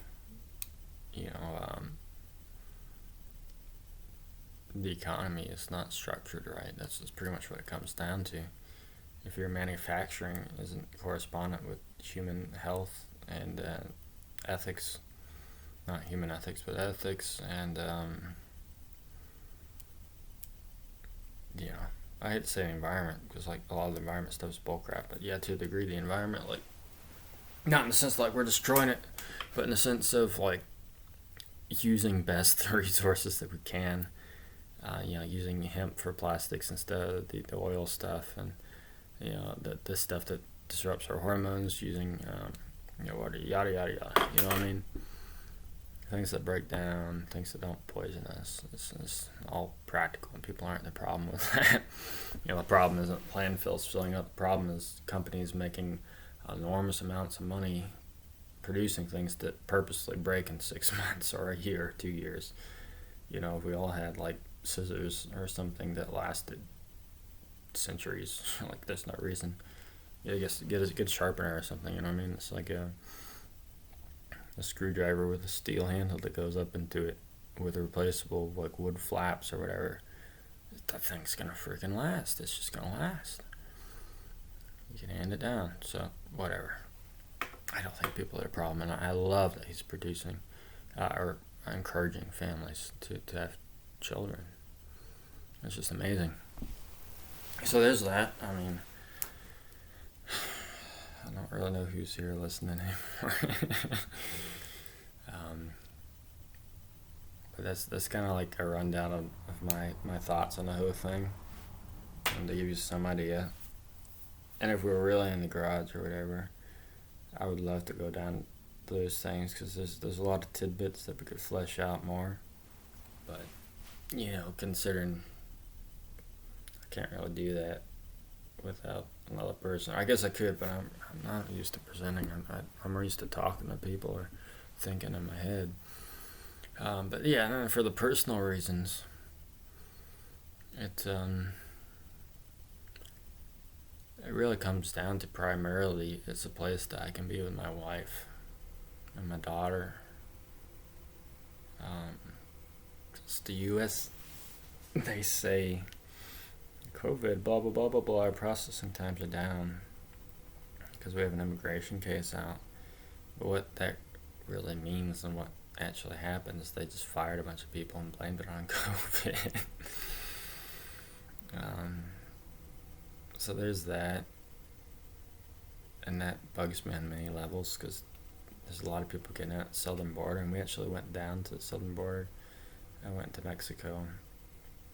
We didn't try to do what we tried to do was we tried to go to the border and claim asylum, because that's one way you can go about it. We're not crooks. We're not going to be smuggling anybody. I'm not going to risk that for my wife. Very bad things happen to people that do that. Not all the time, but very bad things. I don't want them to get deflowered by mongrels. But anyway, they said they're not doing asylum. They wouldn't even hear us. They're legally required to hear us, to hear the case. And we'd have like an hour to present. I mean, that's the law. We looked it up. It's not for us. And I don't know what you want to make of that. I'm not trying to fuel racism against Mexican people. They're fine, whatever, but it's not fair. I'll tell you that much. But, so that really pisses me off. Biden made it tougher for English people to get to America. People seeking visas, particularly. So, that's something. Everyone else can come in, but if you're a British person, you can't. So that's kind of just rubbing me the wrong way, which is a little personal. I try not to be that way, but as it stands, it doesn't seem like our case is moving. Our best estimation, it's been like, how many months now? 10 months. The average time normally is 8 months. I haven't heard anything. We get news from people coming back. It's going to be based on that, like the ones that are being decided now. Maybe it's going to be a year, maybe 8 months more. I don't know. That's our estimate. And my daughter's growing up. And just being down there with them those few months when we were trying to get help down there and figure something out. Or even figure out how to live down there cheap. But none of it worked.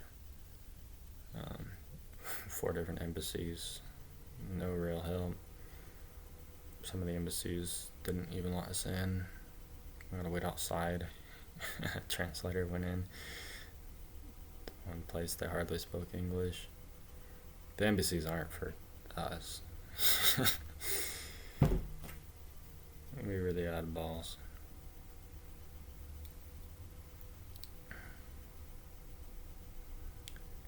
But anyway,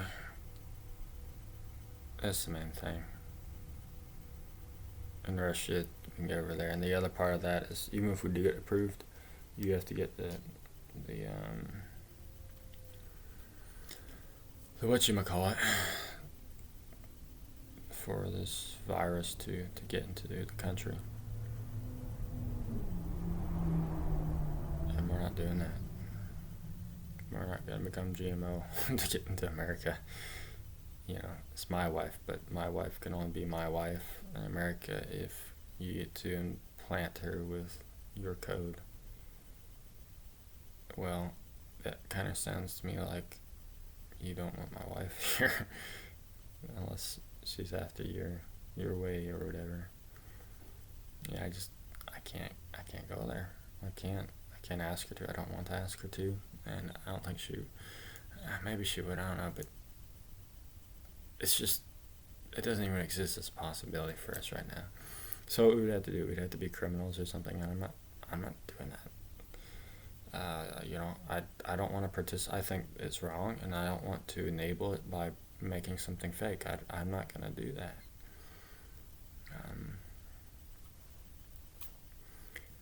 So there's that, you know what I mean? And Russia, just in general, they don't care about shots that much. Even to immigrate there, even just like normal, regular shots. They run some blood work and some tests, and that's it. They don't make you catch up on a million things, which is another issue, because even if we were going to get her here, she'd have to get through all those. And we're not doing that. We're just not. So even all this nonsense that's going on right now with the current medical virus and all that crap, even if that wasn't the case, we'd still be in a pretty bad situation. a situation which would point us to a country that didn't make us do all that. And that country is Russia. There are other countries, you know what I mean? But Russia's just, it's like the biggest country. The one that has the most resources and the most stability and all that. That best prospects for the future. And that's another thing when I think about raising my family. I want to be in traditional society, all that stuff I mentioned before, but I also want them to have like a future. And that future isn't like a job or making money.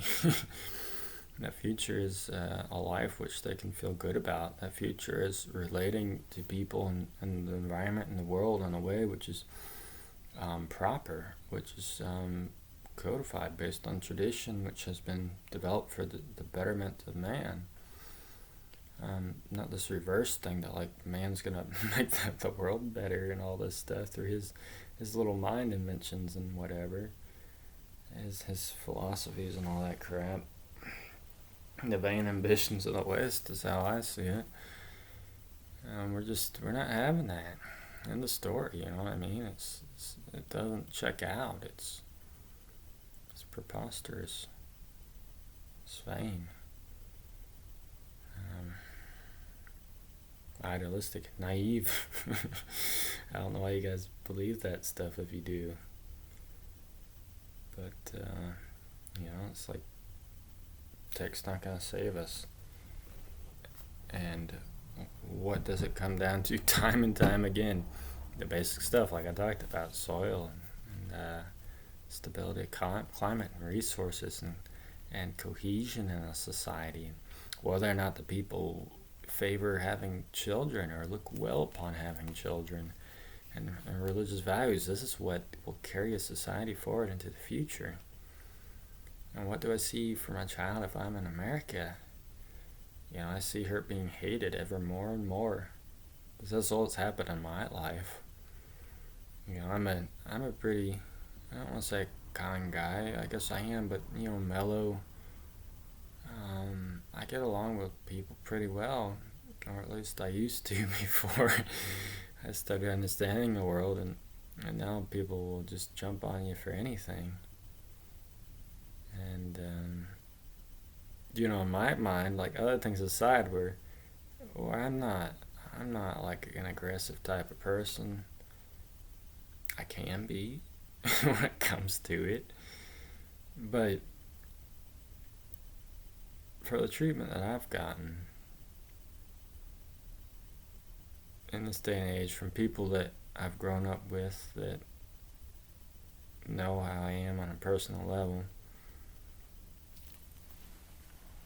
but we're going to a place in society where people have intense interactions with strangers, and I just like, my child would be, if I do my job right and raise her as I should, she'd be extremely prosecuted in America, to say the least.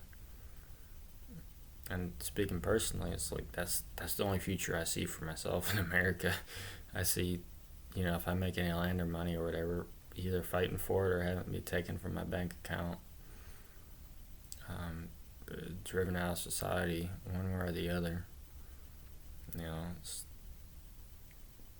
not trying to be pessimistic or whatever, and I think a lot of people, to see what I see, well, you know what I'm talking about. You can see it coming for you. And I just don't know if I can handle that personally. It's, I like to get along with my family. And if we get to a point where we need to like cut things off because the world's really going crazy over this, there's a civil war or something, or it might get worse than that, a lot worse than that. And just stuff like, I don't know the future, so I can't say it, but Facebook making the crazy camps and everything, and this guy's rambling about stuff, but I'm talking to people who know what I'm talking about more than not. But I just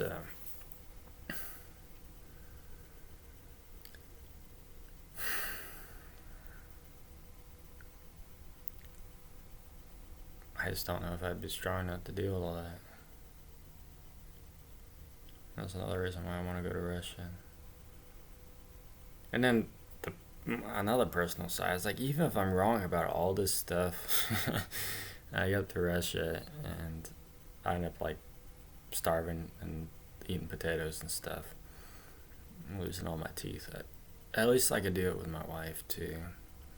And that's just, I guess that's the first thing I said, but it's also here too. It's just being together. There's value of that, which is something you can't really quantify or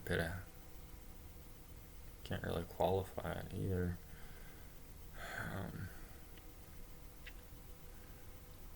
Or maybe you could, but I just don't think I need to. So what else can I say about the personal side of it? It's just that life feels dead to me. Everything seems just like the grass is green here, but it's just gray. It's like he's just depressed. Well, yeah, maybe a little bit, but I mean, this is something that's different. It's just that there's something in the air. I don't like it. I don't like how people are looking at each other. I don't, you can hardly say anything anymore. It's like even when you go to family and you give them a hug and stuff, it's just kind of like there's a gulf between you still. And if you're fortunate enough, like I've been, that you can ignore that gulf and get on because you love each other, it's still a gulf and it's still there and it's widening every day. So I feel like America's gonna be like this very lonely place soon. And I've been a bit of a loner in my life, especially early on. I've had close friends, but a bit on the fringe.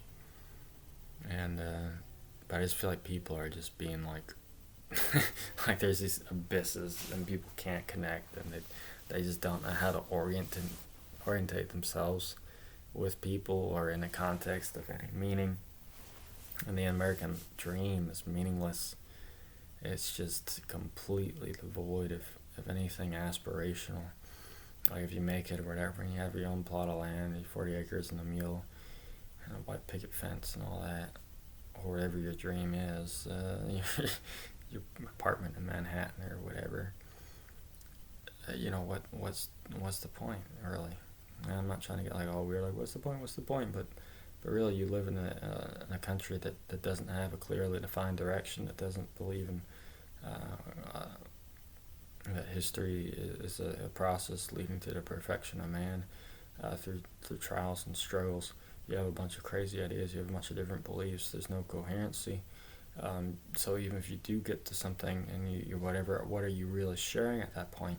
Are you sharing a triumph that has a deeper meaning that transcends your personal dispositions or minds, or are you simply sharing with other people the things that you can share when you don't agree about anything else, and you can't agree and you don't even know that you don't agree because you're not aware of these things because you're not taught about them? What it comes down to is you're sharing the pleasures of, the reactions of, the sensations of, the likings, the preferences, the disposition of the body. And that's okay, but it's empty. I mean, like, I love sharing food and things with people. But when that becomes like the good life or the aspiration, the hammer is not in the hand. The hammer doesn't exist. You're not building, you're not doing. It's senseless.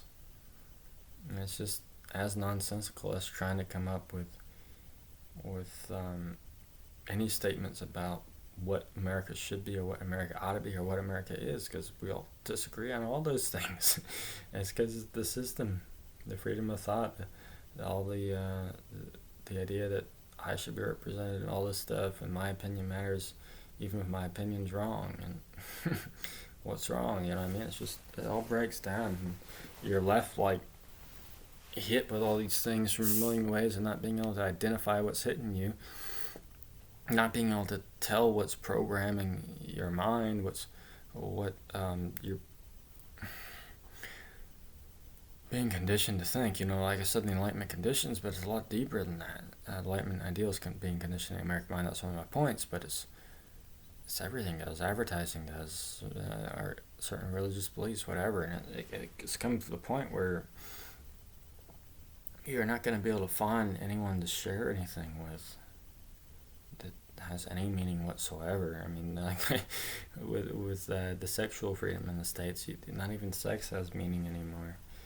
Um, Raising a child doesn't have meaning beyond, like, maybe some amount of residual instinct or something like that kicks in. But most people, I don't want to say most people because I don't know most people. But you get my point. Just like on a personal level, it's just not there. It's really not there. Nothing is there. And I just think about that, and it's like I'm on a pretty good trajectory.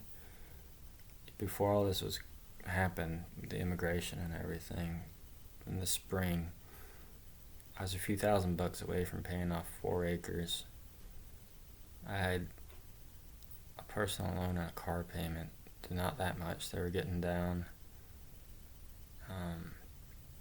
Driving truck. I don't want to get into my finances, but I was I was making better money UPS and Pepsi per mile. Let's just say that. And I was working for a guy, not a big old company, a guy I can meet and have a steak with, and a guy whose family I know. A guy that, whatever, a personal relation with a boss. Best boss I've ever had, best job I've ever had, best money I've ever made. You know what I mean? But where does that lead to in America? I would do my best with it if I was here. I know what I'd be doing.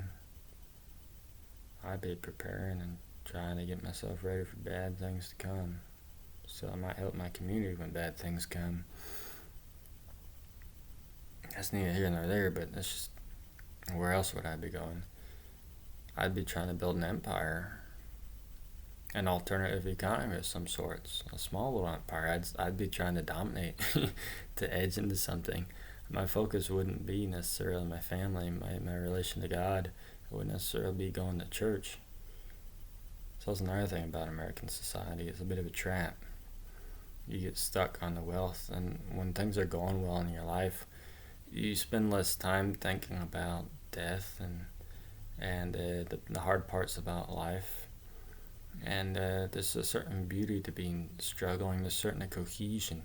Like, struggle is something that binds people. If you have a good friend, it's usually because you've been through some stuff with them. You've done some things that aren't quite right. They've done some things, but you managed to get through it. And you've both been in situations where you both did wrong, or you both did good, or whatever, and it was down and it was a bit up, and you know what I mean? It's that struggle. So when you have that being shared in a community, because it is less prosperous, that's another aspect of it. And thinking about, like, my daughter growing up, she grew up in the States and everything was fine and sure. I was bringing home good money, and I switched off to a thing where, I could be whatever, and then we have what we want all the time. We have really good quality stuff. She's gonna be a bit spoiled. You know what I mean? Like, really. If I'm not working that hard, is she gonna develop work ethic? Like, if I get to that point where I'm like, I only need to work 2 hours a day, you know what I mean? And I'm gonna eat 5 pounds of caviar a week. That's never happened, but whatever, it could. You can get pretty rich if you live like a hillbilly retard and don't waste your money on crap. But anyway, I think there's something to struggling with somebody, your partner, your wife, and your children for something in a supportive environment, communally, that has more value than financial responsibility. Which is, it's a very personal thing I'm saying there, a personal judgment of sorts I'm making of myself. But in my mind, I would rather go somewhere where my family is together, where we can regularly go to church, and where church is not just like a thing you go to on Sunday and chat with people, but it's a living thing where the people around you are aware of it and they're mindful of this when they're working, when they're doing other things, when there's some narrative to build towards, so that when you're producing the food and maybe you get to the point where you can ship it off or start supporting other people, it's not just like we're making money, we're doing it. It's like, no, we're helping to feed the motherland, and there's a narrative and there's a meaning to it. And it's not just because we're Russia, but Russia also represents orthodoxy and God and things in the world. It's more and more that the last beacon of Christianity, one of the only Christian states that's still functioning as such. That begins to mean something, and all these factors kind of pile up, where I think it would be better for us to go and do all that than it would be for me to continue to work my butt off and have like acreage and everything set up for us and a nice house, and a house that my wife can go to and be and enjoy, rather than a house that we built together and we struggled to save for, and that we think about and whatever. I mean, it's just, I know it doesn't make sense, but the opportunities in America are financial security, to a degree, social status, whatever. But the opportunity in Russia is to develop a better relationship with God. That's what's being presented to me, and that's kind of the main thing that's getting us to get going. It just seems like the door's opened up for us. I don't want to talk too much before anything happens, but it seems like we're going to be treated better than we should be. And I don't know, all the crazy things I hear about Russia, yeah, they're kind of true, but sometimes they make me like Russia more. They really do. Like, I've watched some pieces and like Putin is supposed to make me not like Putin, and it kind of does the other things sometimes. So, it's kind of the personal of it, and I really think, talking about total conditioning and everything, I think it's a great opportunity, and it would be for other people too. But there's just something in our mind that won't let us leave. Like we feel attached, like it's a Stockholm thing or something. Like, the system, even if we hate it, we're like here. So, that's that. Can't really say much more. I covered some, I want to say, a bit more impersonal topics. I kind of got a little bit more personal with it. But that's about how I feel, in my life. It also just seems like people say that they thought that I might, get an idea of the world and then go off to some strange part of it. It seems to be the case. I don't feel like I can interact with Americans anymore, because the way I've come to start thinking about everything is just very,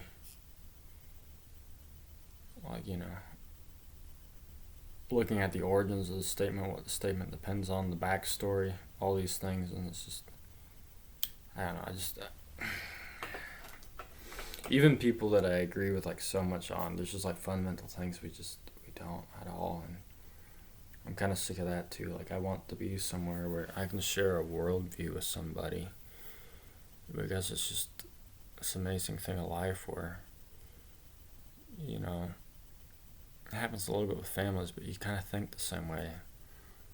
But in our culture, we get programmed to think slightly different ways, and there's no sturdy basis which transcends that. So even families is disrupted, but that's what I'm really looking forward to, is a place where I'm not the odd duck out. And I hope I'm not hoping for too much, but a place where people might consider things from the bottom rather than just looking at it any which way they care to based on the way their mind's working. Looking at assumptions and all that, because orthodoxy teaches you to do that. It's about so much more than that, more than I even know about, but it does teach the mind to get past either ors and to look at assumptions and requirements of statements. When you start to do that, and it's like everything falls apart. Just everything falls apart. So everything in my life just seems to be pushing me that way. And same thing, like even with American First and all this stuff, it's like, yeah, that's who I'd side with because you guys make the most sense, but I don't really like America. You know what I mean? I just don't. I really don't like it at all. So I look forward to being somewhere, if I get there and get residency, that I could be a patriot. I could promote Russia. I could do these things in good conscience. And I want to be somewhere where I can engage my community. That could help people instead of just like idly working away and like hoping that I can prepare for the apocalypse or whatever. You know what I mean? Like, come what may, but I want to be able to navigate the world. Or my little world, rather. My little portion of it. So, that's kind of what it comes down to me. It's like I hold my ground in America, and I speak my mind and everything. But I don't like the tension that comes from doing that. I mean, I'll do it. But it's just, it's no good way to live, really. It's no good way to live. We're supposed to, I don't want to say we're supposed to get along because that's the problem that everyone's doing right now. We're supposed to do things right or whatever, live according to God and His will, and get along in that. So that's what I'm looking for. I'm looking for a place where people don't have identity in the politics or even so much in the race, like a little bit if that's fine because we are biological entities, but or the liberal ideologies, I am an activist, I am whatever. I want to get away from that. I really do. I want the identity to be, yeah, I'm an individual, but I'm for Christ, and Christ is specifically this is what it is. It's not 52 varieties of ice cream or something. So that's another thing. I'm just, like I said, I'll speak my mind. I have plenty of experience sticking out like a sore thumb. Plenty of experience arguing with cops and everything else. But for what point? You know what I mean? For what point and for what good? For what good, really? That's what it comes down to. It feels kind of like being with an abusive spouse or something. Living in America does. The whole way the mind thing works, like the conditions they're doing is like a narcissistic lover, and I'm just at that point where I'm like, no, I'm not gonna like badmouth you. I'm not gonna get in an argument with you. I'm not even gonna like hate you. I'm just gonna go because it's not right for me to be here in the story, and that's how I feel right now. Maybe that will be. I might come back. I really might. It might just be I need to go there and reconnect and let some immigration stuff process and then figure out a way and get back or whatever. You know what I mean? Like maybe they won't mandate the whatever the treatment, and maybe the world won't go crazy and I can get back. I don't know, but I kind of think it's going to. So that's that. I don't need to blab on forever. But for what it's worth, I hope that filled in some people. Maybe my folks understand a bit more. There's no way I could get through that just talking with you. And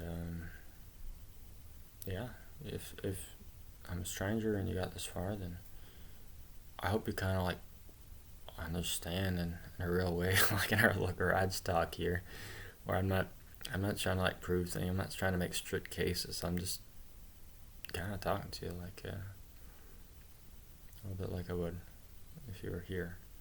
So I hope that kind of introduced you to like the perspective, the worldview of somebody that's thinking about going to Russia. All right. Yeah. Have a good one. Good day. Good night. Whatever.